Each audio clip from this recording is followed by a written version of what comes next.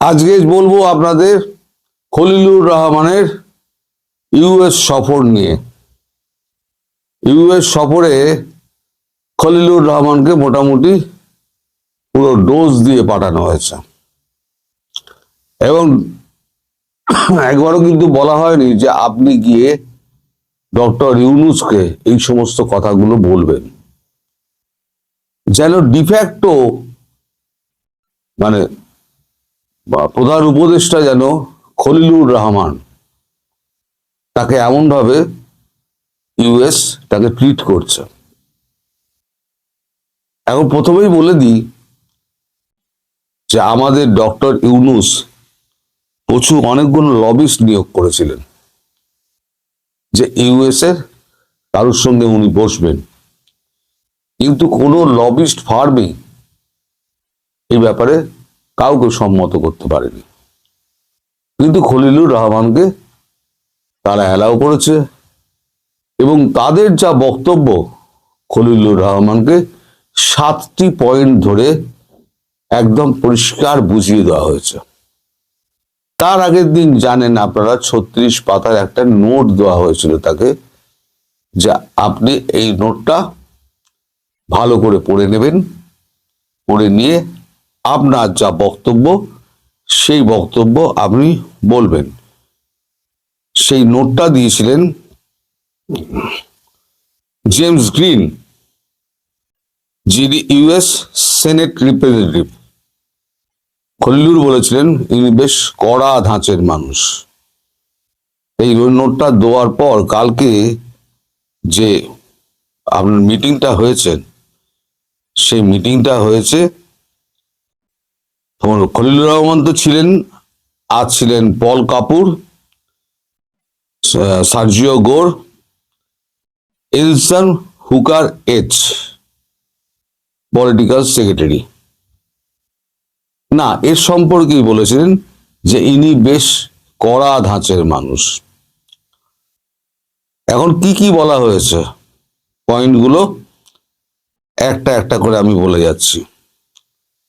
সেটা হচ্ছে 1 নম্বর, ঢাকার যে আচরণ এবং ঢাকার যে ব্যবস্থাপনা, সরকার পরিচালনা, তাতে ইউএস প্রচন্ড ক্ষোভ প্রকাশ করছে এবং ইউএস এর জন্য ডক্টর ইউনূস এবং তার সরকারকে কখনো মার্জনা করবে না এবং তাকে উপযুক্ত তার বিরুদ্ধে ব্যবস্থা নেওয়া হবে।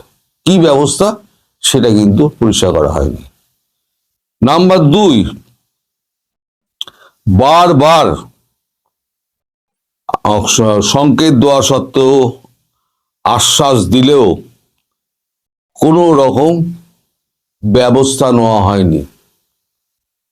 কি ব্যবস্থা? দেশের শাসন ব্যবস্থাকে সুস্থির করা এবং কন্ট্রোলে আনা যে ব্যবস্থা, সেই ব্যবস্থা কিন্তু ডক্টর ইউনূস নেননি। এবার কেন নেননি সেগুলো কিন্তু পরের নোটে বলা হয়েছে। তারা বলেছেন যে চায়নার সঙ্গে আপনারা 3টে মেমোরান্ডাম অফ আন্ডারস্ট্যান্ডিং সই করেছেন।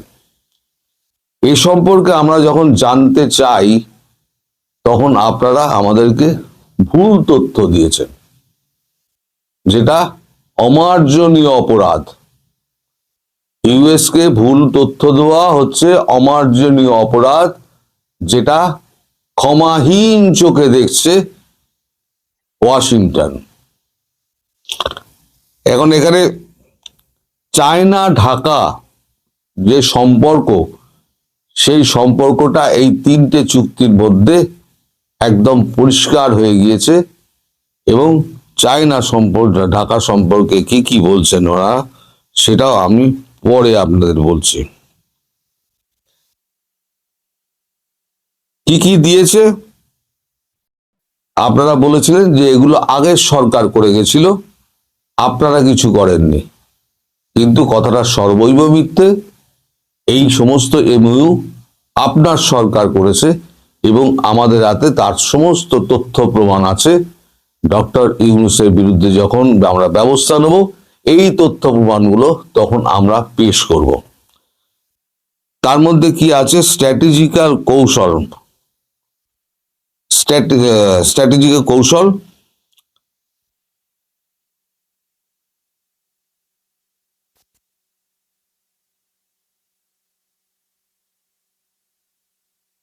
যে অবাধ মানে বিচরণের সুবিধা আপনারা করে দিয়েছেন এই স্ট্র্যাটেজিক্যাল কৌশলে, তার ফলে চায়না ওখানে স্বাধীনভাবে তার স্ট্র্যাটেজি সাজাচ্ছে, যেটা ভারত এবং ওয়াশিংটন কেউই সরল ভাষায় দেখছে না, এবং কূটনৈতিক ভাষায় এটাকে বলে অমার্জনীয় অপরাধ। বেজিংকে 3টি সামরিক স্থাপনা, এর 3 নম্বর, বেজিংকে 3টি সামরিক স্থাপনা স্বয়ংক্রিয় যন্ত্রপাতি স্থাপনের জন্য চুক্তি করেছেন এবং সহযোগিতা করেছেন, যা ভারত এবং ওয়াশিংটনের ইন্দো প্যাসিফিক যে আপনার আছে, নীতি আছে, সেই নীতির পরিপন্থী। এ ব্যাপারে অবিলম্বে ব্যবস্থা নেওয়া উচিত। দিল্লি ওয়াশিংটন দ্রুত এই জায়গা থেকে ঢাকা সরে আসুক, এটি চায়, এবং চায় মানে সেটা দৃঢ়ভাবে চায় বলে ব্যাখ্যা করা হয়েছে।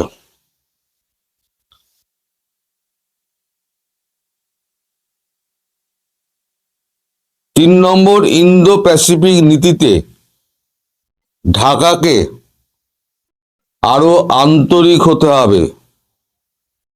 ইউনূস এবং তার অংশীদাররা, এখানে অংশীদার বলতে ইউনূসের যে সংগঠনগুলো, জামাতি টামাতি সংগঠন, আপনার অতি সংসদের যে দল, হ্যাঁ, ন্যাশনাল ক্রিমিনাল পার্টি এনসিপি, তারা এবং অন্যান্য যে সন্ত্রাসবাদী দল, তারা এইটার একদম অন্তরায় হয়ে দাঁড়াচ্ছে। এবং এই যে আমাদের যে নীতি আছে, ইন্দো প্যাসিফিক নীতি, সেই আপনাদের যে অংশীদারিত্ব, এই অংশীদারিত্ব অন্ধ, বধির এবং বিবেচনাহীন কাজ করে চলেছে, যার থেকে দ্রুত বেরিয়ে আসতে হবে। এবং এই ব্যাপারে একটা ডিপ্লোম্যাটিক নোট ঢাকাকে পাঠানো হয়েছে। ইসলামিক জঙ্গিদের 17টা গ্রুপ ঢাকায় আশ্রয়, প্রশ্রয়, মদত, অর্থায়ন, আচ্ছা, তারপর স্টেট এবং নন স্টেট অ্যাক্টরের কাজ করছে। সমস্ত সাপোর্ট ইউনূস দিয়ে যাচ্ছে। এই ব্যাপারে বারবার সতর্ক করা সত্ত্বেও ইউনূস সরকার এ ব্যাপারে কোনো সিদ্ধান্ত নেয়নি এবং কান দিচ্ছে না। ঢাকার সরকার সার্বভৌমত্ব চীনের কাছে বহু আগেই হারিয়ে ফেলেছে। ঢাকার যে সার্বভৌমত্ব, বাংলাদেশের সার্বভৌমত্ব, সেটা বলছে ঢাকার সার্বভৌমত্ব অনেক আগেই চীনের কাছে হারিয়ে ফেলেছে। 5 নম্বর, এক অনিরাপদ দেশ বাংলাদেশ হয়ে উঠেছে, এক অনিরাপদ দেশ, শহর ত্রাসে পরিণত হয়েছে, যেখানে শান্তিপূর্ণ, ইনক্লুসিভ এবং সুষ্ঠু নির্বাচনের মানে কোন রকম এও আপনার কি লিখেছে, মানদণ্ডে উপনীত হওয়া যায় না। অর্থাৎ বলছেন অনিরাপদ শহরে পরিণত হয়েছে, যেখানে শান্তিপূর্ণ এবং ইনক্লুসিভ সুষ্ঠু নির্বাচনের মানদণ্ডে উপনীত হওয়া যায় না। 6 নম্বর, মত প্রকাশের স্বাধীনতা, সংখ্যালঘু নির্যাতন, মব ভায়োলেন্স বিচার বা বিভাগের স্বাধীনতা শূন্যের কোঠায় নেমে এসেছে, যা কোনো মতে বরদাস্ত করা হবে না। 16টি মানবাধিকার ইস্যু, 6 নম্বর পয়েন্ট, 16টি মানবাধিকার ইস্যু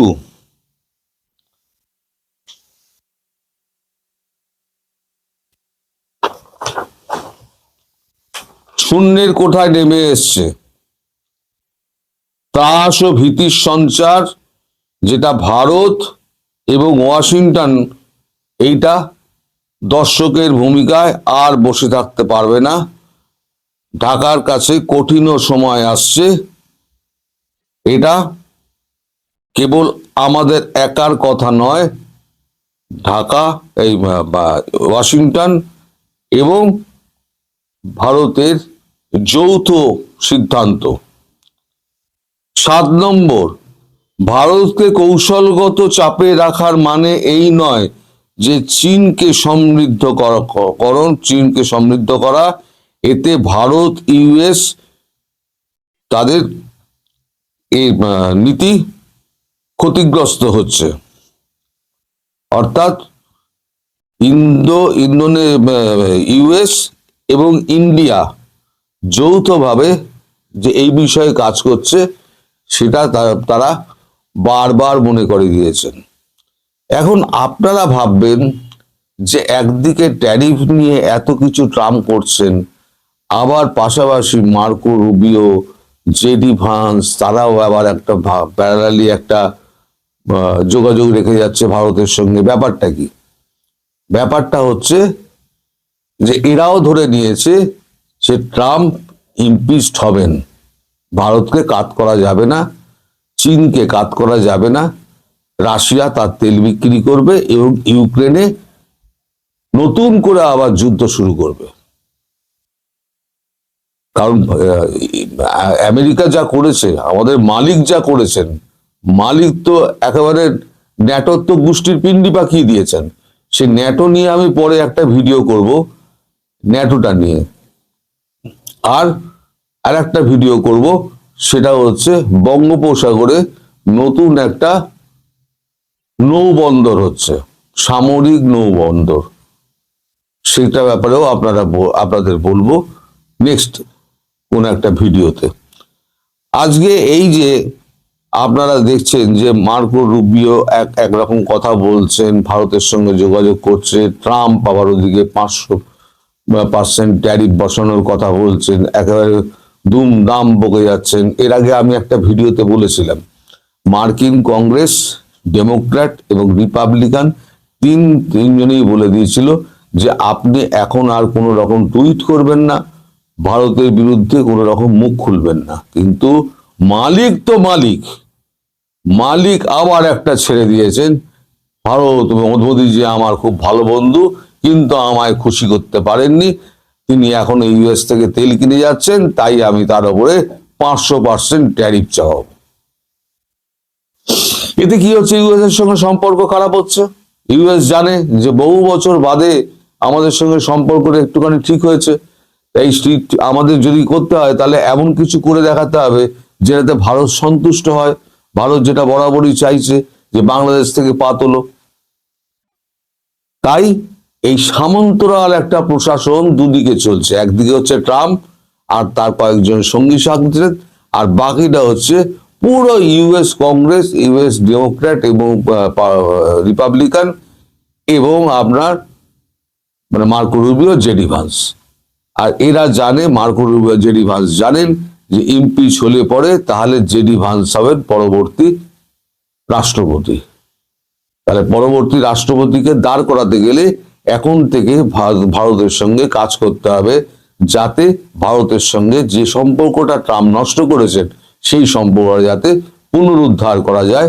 তাই এখন বাংলাদেশের ব্যাপারে তারা উঠে পড়ে লেগেছে। এটা হলো মোদ্দা ব্যাপার।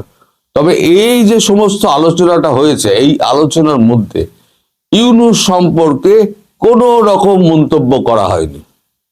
শুধু বলা হয়েছে, ইউনূস ওদেরকে খলিলুরকে বলে দেওয়া হয়েছে যে ভারত এবং ওয়াশিংটন চায় দ্রুততম এই সময়ের মধ্যে এইগুলো ঠিক করতে। যদি না হয় তাহলে ডক্টর ইউনূসকে, সরকার প্রধানকে এবং সরকারের অন্যান্য যারা আছে অংশীদারগণ, তাদেরকে চরম শাস্তি পেতে হবে, এবং সেটা খুব বেশি দূরে নয়। কারণ যা হচ্ছে, ইউনূসের কিন্তু খাল খিঁচে দেবে, এইটুকু বলা যায়। ভারতও খিঁচবে, আমেরিকাও খিঁচবে।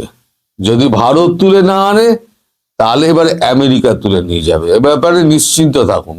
আর সেক্ষেত্রে ভারত আমেরিকাকে বেস ইউজ করতে দেবে, যে তোমার হেলিকপ্টার নিয়ে এসো, আমার বেসে নামাও, নয়ডায় নামাও, নয়ডা থেকে তুমি তুলে নিয়ে যাও, গিয়ে ঢাকা থেকে তুলে নিয়ে আসো।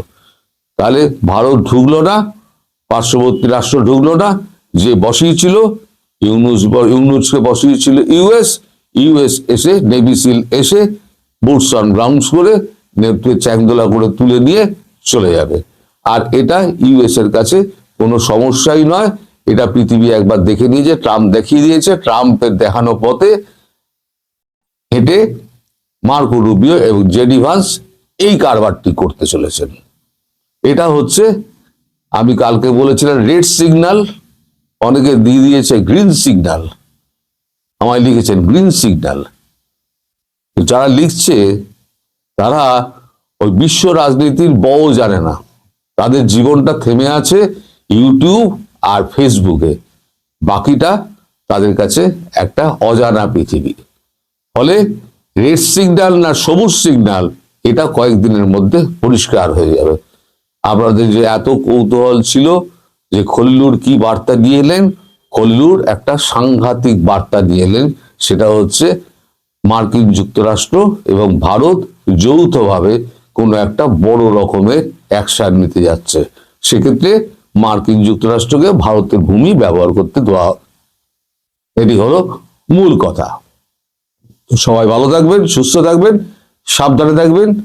কালকে আমি সকালবেলাতে আপনাদের আর একটা খবর দেবো, সেটা হচ্ছে এই যে নৌবাহিনী নৌ বন্দর একটা তৈরি হবে, সেটা কারা কারা ব্যবহার করবে, কারা তৈরি করবে, কত টাকা খরচা পড়বে, কত দিন লাগবে, সে ব্যাপারে ডিটেল দেব। আর এই নৌবন্দরটা শুরু হচ্ছে যেটা, সেটা বঙ্গোপসাগরে একটা স্বাধীন জায়গায়, মানে দ্বীপ তৈরি করে সেখানে করা হবে কৃত্রিমভাবে, এবং সেখানে 24টা আপনার থাকবে, প্ল্যাটফর্ম থাকবে 24টা। সেখানে কার কার নৌবাহিনীর জাহাজ থাকবে, তাদের কি কাজ হবে, এবং সেটা হবে সেন্ট মার্টিনের অদূরে, খুব একটা দূরে হবে না, বঙ্গোপসাগরে তাদের একটা উপস্থিতি হয়ে যাবে, এটা আশা করা যাচ্ছে। শ্রীলঙ্কার মতো দেশের রাষ্ট্রনায়কও বসে আমাদের দেশ নিয়ে তিরস্কার করে, তুচ্ছতাচ্ছিল্য করে, এবং সেই দিনও দেখতে হলো যে শ্রীলঙ্কা বাংলাদেশের সাহায্য সহযোগিতা নিয়েছে বহু বিপাকে, দুর্বিপাকে, দুর্যোগে। বাংলাদেশ শ্রীলঙ্কার পাশে দাঁড়িয়েছে। শ্রীলঙ্কার সাথে বাংলাদেশের সম্পর্ক বরাবরই যে কোনো সরকারের সময় ভালো। এই শ্রীলঙ্কাতে যে অভ্যুত্থান ঘটেছে, বিপ্লব ঘটেছে, অনেকটা বাংলাদেশ স্টাইল, বাংলাদেশের মতো মেটিকুলাস ডিজাইন, বাংলাদেশের মতোই সেখানে দেশের বাইরে থেকে অস্ত্র ঢুকেছে, ভারী অস্ত্র ঢুকেছে। পার্থক্য শুধু একটাই, শ্রীলঙ্কার মানুষ সুশীলা টার্কির মতো একজনকে পেয়েছে যিনি নোবেল জয়ী না, আর আমাদের দুর্ভাগ্য আমরা নোবেল জয়ী ডক্টর মোহাম্মদ ইউনূসকে পেয়েছি। এই নোবেল জয়ী এবং নোবেল জয়ী না, দুজনের মধ্যে স্পষ্ট পার্থক্য। এই পার্থক্য খুব সহজেই আমাদের চোখের সামনে পরিষ্কার হয় যখন সুশীলা টার্কি দায়িত্ব গ্রহণ করে সাথে সাথে বলেন যে আমি 6 মাসের মধ্যে নির্বাচন দিয়ে দিব। আর বাংলাদেশে যখন ডক্টর ইউনূস দায়িত্ব নিয়ে বলে আমি এই দেশে আজীবন সংস্কার চালাবো। যদি খায়েশ থাকতো, সাধ্য থাকতো, এই লোক কোনোভাবেই ইলেকশন দিত না। তাকে তো একরকম ঘেঁটিতে ধরে বিএনপি নির্বাচনটা দিয়েছে। এই দেশে মব কালচার, এই দেশে অনাচার, মাজারের উপরে হামলা।